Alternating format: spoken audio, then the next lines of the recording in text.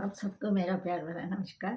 तो आज एक रामनवमी पे एक कथावाचक थे। थे क्या होंगे भी अभी, हमने उनका एक कथा सुनी थी रामचंद्र जी के बारे में। तो वो हमारे दिल के अंदर ऐसी बस गई कि हमें लगता है आप लोगों को भी सुना है, शायद आपको अच्छी लगेगी। तो रामचंद्र जी की महिमा से देखिए सभी कोई परिचित है और रामचंद्र जी ऐसे हैं, मैंने तो देखा हर महिला को या पुरुष को जैसे वो नीचे से उठ रहे हैं तो हे राम करके उठेंगे, जैसे उनको किसी तरह से बल मिल गया हो राम जी का नाम लेके, या हम लोग नमस्कार ना करके राम राम कर देंगे, आपको राम राम पहुँचे। तो अब ओरछा में तो हमारे राम राजा हैं जो विश्व प्रसिद्ध हैं। लोग आते हैं, उनके दर्शन करते हैं, दूर-दूर से लोग आते हैं।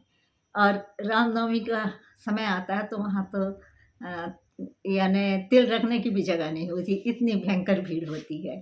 तो उनके एक कहानी है, उन्होंने बड़े प्रेम से सुनाई थी। वो हम आपको सुनाना चाहते हैं। तो एक आदमी की कहानी है जिसका नाम अपन भोला रख लेते हैं। तो भोला ऐसा इंसान था कि बहुत ही सरल, सीधा, सच्चा इंसान। उसको बहुत चीज़ों से कोई ज़्यादा मतलब नहीं रहता था, उसको काम सौंप दो, अपना काम करता था, भरपेट खाना दे दो बस।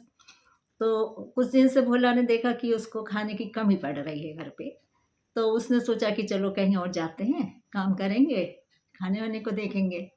तो वो चलता गया, तो जब वो पहुँचा शाम को एक जगह, तो एक आश्रम था। तो उस आश्रम में वो गया, उसने पानी माँगा, पानी मिल गया उसको। और आश्रम में लोग बिल्कुल उसी तरह से उसको बिहेव करने लगे जैसे सब लोग रहते थे, जैसे आज़ादी से।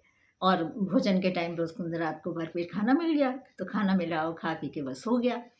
अब सो गया तो सुबह से उन लोग ने कहा कि तुम ये मंदिर-वंदिर में यहाँ आस-पास जो सफाई है कर दो, सफाई कर दिया उसने। दोपहर में फिर नहा धो के फिर बढ़िया खाना मिल गया। अब ऐसे ही दिन गुज़रते रहे, बड़ा खुश कि ये तो बहुत अच्छी जगह है।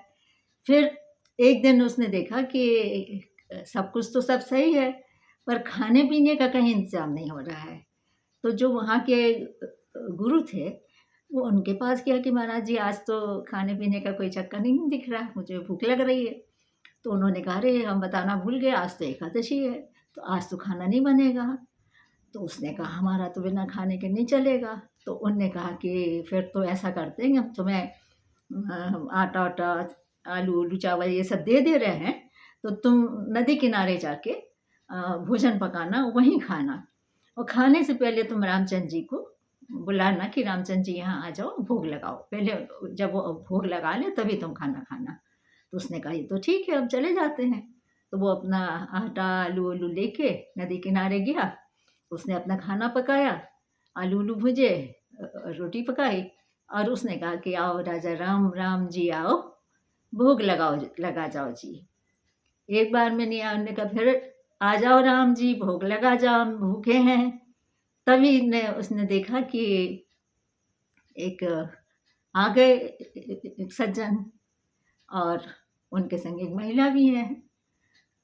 तो उसने सोचा कि अब ये आके आप राम जी हो? कहने लगा हाँ। अब उसने पूछा कि ये कौन है? कहने लगे सीता है, मेरी पत्नी है, मैं इनके बिना कहीं नहीं जाता।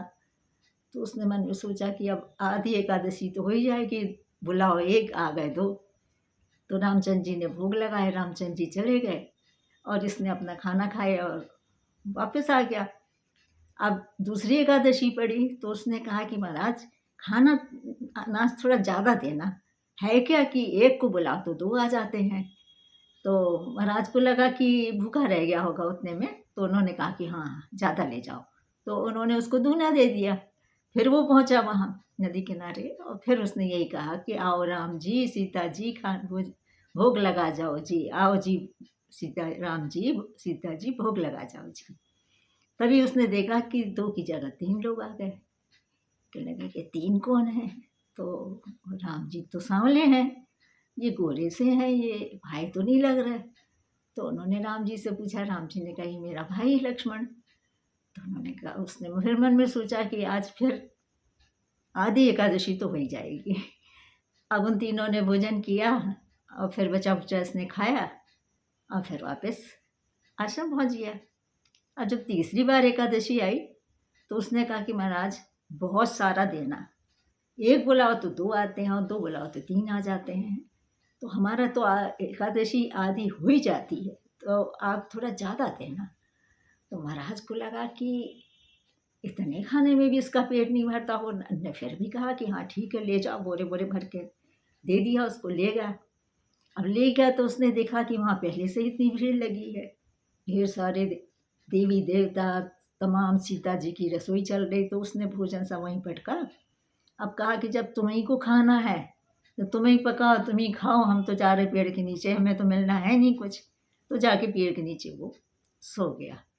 अब जब वो सो गया तो महाराज जी को लगा कि इतना अनाज लेके गया है, कोई गड़बड़ बात तो नहीं है। तो वो सब लोग आए, जब 2-3-4 लोग, उन्होंने देखा कि अनाज तो सब्जियों को त्यों रखा है और ये पेड़ के नीचे सो रहा है। तो उन्होंने जगाया कि बोला, तुमने तो कुछ पकाया ही नहीं। कहने लगा, हम क्या पकाएं, वो देखो सीता मैया की रसोई चल चल रही है, वे पका रही हैं और तमाम देवी देवता बैठे हैं, सब खाना खा रहे हैं। अब हमें जब कुछ मिलना ही नहीं है तो हम पकाएं काय को। अब आधी एकादशी होती थी, आज तो पूरी ही एकादशी हो गई। इससे अच्छा तो हम वहीं रहते आश्रम में, वहीं एकादशी कर लेते। तो उन लोग ने कहा, हमें तो कोई नहीं दिखाई दे रहे। कहने लगा, अरे आपको सीता जी नहीं दिख रही, वे बैठी देखिए भोजन पका रही हैं। तो उनको थोड़ी सी ऐसी लगी जैसे धुआं थोड़ा सा कहीं से निकला हो। तो महाराज समझ गए कि ये इतना सरल इंसान है, सिर्फ ईश्वर के दर्शन इसी को हुए। तो सरलता जैसी चीज़ ऐसी ही है, अनमोल चीज़ होती है। यदि आप सरल नहीं हैं, आप मन के साफ नहीं हैं, तो आपको बहुत चीज़ें नहीं मिल सकती। अब आप तमाम लोगों को पढ़िए, हमने थोड़ा सा लाओ त्से को भी पढ़ा, उसका भी यही कहना है, हमारे और लोगों का भी यही कहना है कि छल कपट से कुछ नहीं मिलता है, और जो मिलता है वो अंत में दुख देता है। तो यदि आदमी सरल है, और सरल होना बहुत कठिन है, तो जितना सरल इंसान होगा ना, उतना ही उसका जीवन सुखद हो जाएगा, सरल हो जाएगा। क्योंकि बहुत चालाक या बहुत चालाकी करना या ये सब करने से कुछ नहीं मिलता हासिल। अंत में आदमी खा जाता तो खाली हाथ ही है। बीच का जो है उसमें भी यदि आप सरल बने रहें, इंसानों के प्रति दया ममता रखें, तो ज़रूरी है कि आप निश्चित रूप से आप जीवन में सुख पाएंगे। और जो धूर्त हैं उनके प्रति आप कभी भी अपना जीवन तो आपका जैसा है वैसा ही रखिए, उनके प्रति भी आपको क्रोध करने की ज़रूरत नहीं है। वो उनका स्वभाव है, वे जाने, उनका काम जाने। ये नहीं कि वो चालाक हैं, धोखा देने वाले हैं तो हम भी उन्हें धोखा दें, कोई ज़रूरी नहीं है। हम जैसे हैं, सादा सरल जीवन वैसे ही हम बने रहें। तो बस यही बात आप लोगों को बतानी थी। राम नवमी के अवसर पे कुछ बातें और हैं, फिर वो शेयर करेंगे। तो आप सभी को मेरा प्यार भरा नमस्कार। और आपने मेरे चैनल को सब्सक्राइब नहीं किया तो फिर कर दीजिएगा। नमस्कार।